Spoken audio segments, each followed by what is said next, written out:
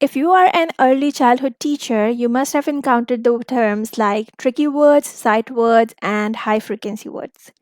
What are these words, how they are different from each other, and how to teach them? If these are your questions, so this video is right for you. Today I will try to clear all your doubts about these terms and will also share some resources with you with which you can help your students master these words. So if you are the one who is interested in this, be with me to the end of the video, and before moving further, consider to subscribe to the channel and turn on your bell notifications as well. Now let's quickly check out what are tricky words.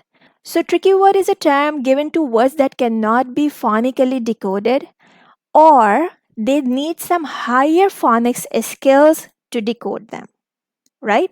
For example, if you are teaching a kindergartner who is just 4 or 5 and he encounters the word the again and again, so he cannot decode this word phonetically, therefore, this will be a tricky word for him, right? So there are many words and there are many word lists. For example, the Fry list, the Dolch tricky word list. You will find these lists on Google. These lists may differ according to the phonics scheme that you are following. We also have the tricky word list for Jolly Phonics. You can get it free from their website, official website, or you can check in the description box. I'll also share the link to this one. On my website as well, you will find resources for Jolly Phonics tricky word list. They are 72 in total, and for Dolch and Fry list, there are many more. Moreover, tricky words are divided level wise. So you can teach 10 tricky words at the beginning, then you can proceed to 15 more, 20, and so. Okay, so you can get these lists from internet and it will be easier for you to understand that what are the most needed tricky words that you should teach your kids at the beginning of their reading age.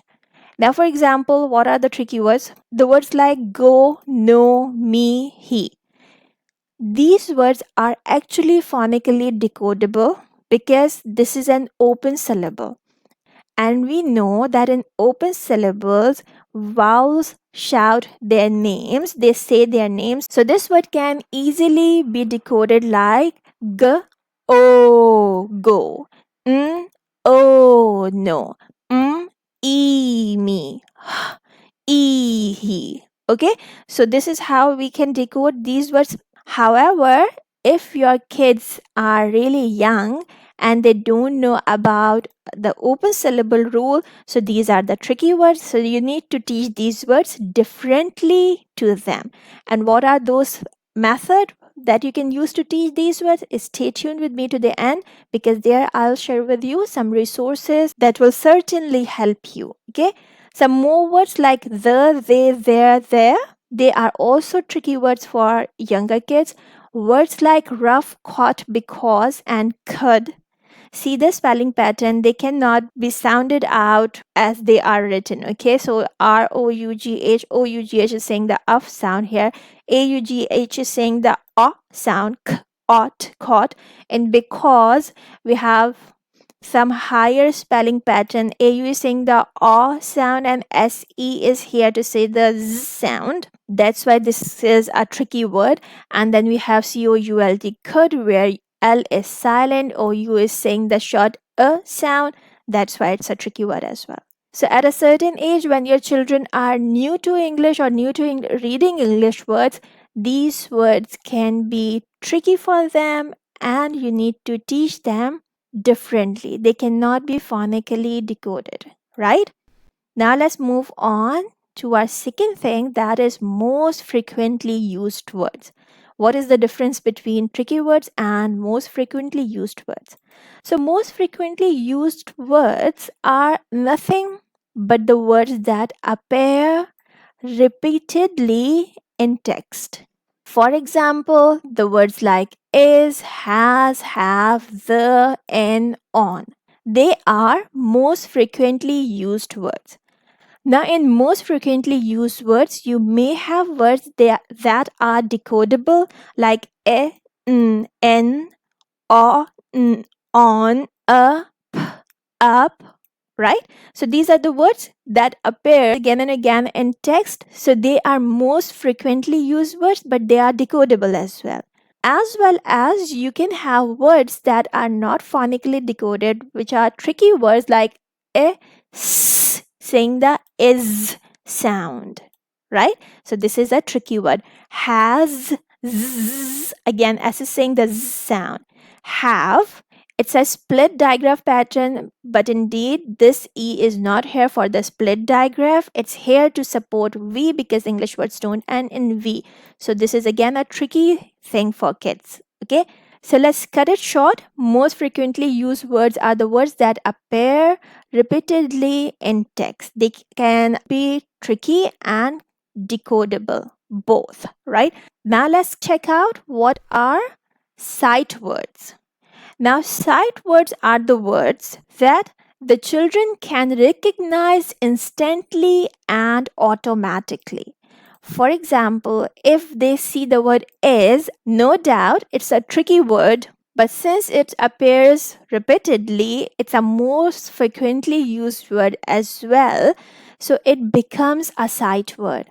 The child see it and say it. Sight words are see and say words or look and say words. Children don't have to use the decoding skills to say these words, they are just fixed in their mind because they encounter them often and because you have taught them as sight words with different techniques. Okay, so another thing or another definition for sight words can be sight words are so familiar to children that they can look and say them without decoding them.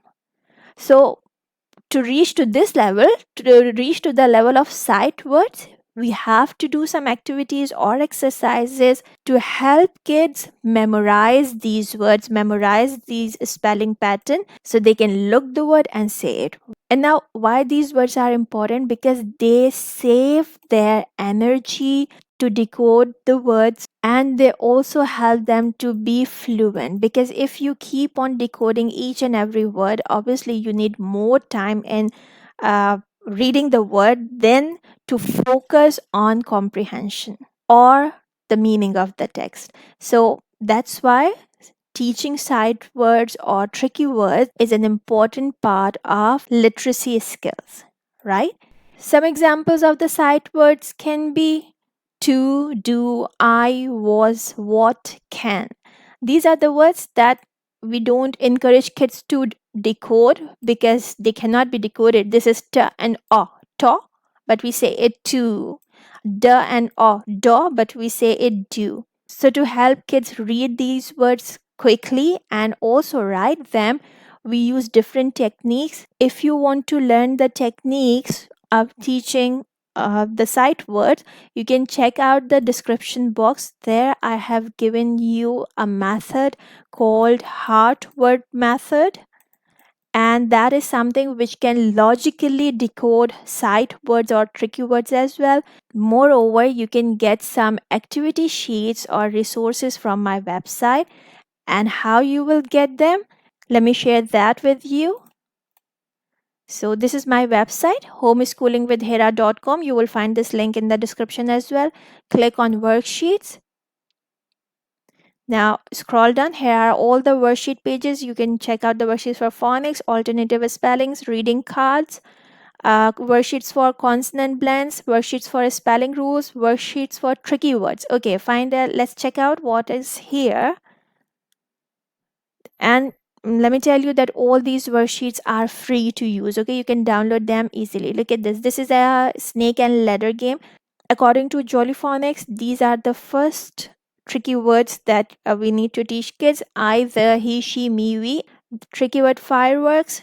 If you want to see that how to use these worksheets, I'm also sharing the link in the description box. These are actually games for which you can either go with the instructions written or can check out the videos on how to play these games. Then this is tricky word cluster.